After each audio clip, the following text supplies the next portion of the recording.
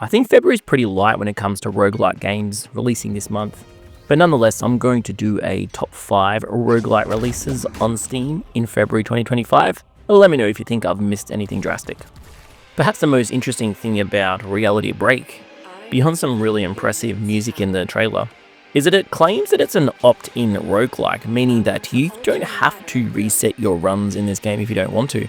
But if you choose to play the roguelite edition, you will gain reality points after each run, which you will then allocate towards talents, which changes your experience and your run through. This is a fast-paced, old-school looking, space-based action RPG game that's all about looting and using a lot of distortion and mechanics that allow you to pretty much just tinker and change your ship in the way that you would like.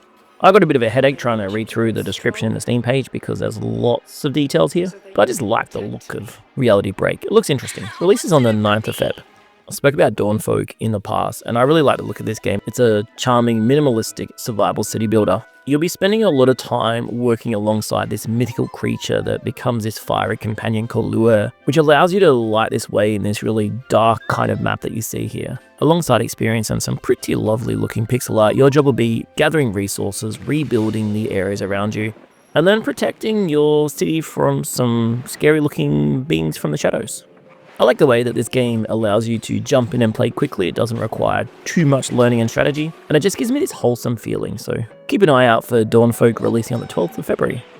Stray Path is the first game on this list that I've actually spent some time playing. It's releasing on the 6th of Feb, and it's one of those games that you need to not judge the book or the game by its cover, because whilst it might seem like a simplistic, basic kind of mechanic style roguelike, it's actually got some depth in it, and it becomes really addictive quite quickly. Calls itself a free cell mechanic roguelike game, but essentially what that means is you're playing this basic looking card game in which you have the ability to either create an action that removes a card or move the cards to empty cells, just like those good old-fashioned card games when computers didn't have much health going for it. As you play through, you'll upgrade your different trinkets, giving yourself extra health or better attack damage, and then try to navigate through different areas that have enemies that progressively get more and more difficult. This is a sort of roguelike game that I think you can jump into for 15 to 20 minutes and not have to invest too much time. Dying in the dungeon is the wild card here when it comes to roguelike games in February.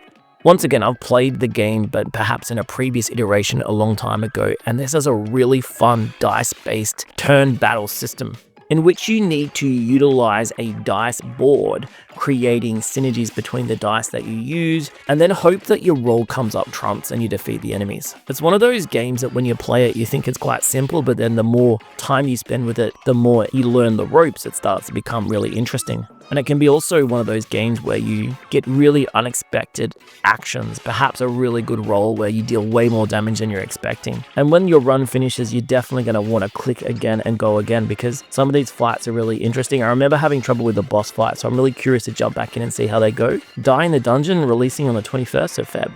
I think Sawn is the standout, not only amongst roguelike games, but one of the better games in February amongst all genres, and I think this might be the 3rd time I've featured it in a video, so it will be the last time that I do beyond playing the game, releasing on the 6th of Feb, so only a few days to go.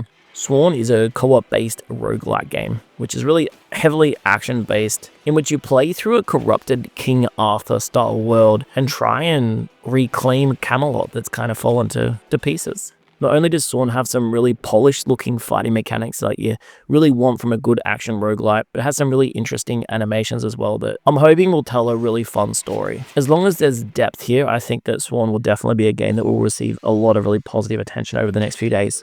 Hey, there's my top 5 roguelike games from February. Your turn now. If you've watched this far, subscribing is a way you can let YouTube know that this channel is okay. And let me know if you agree with my top 5. Thanks for watching.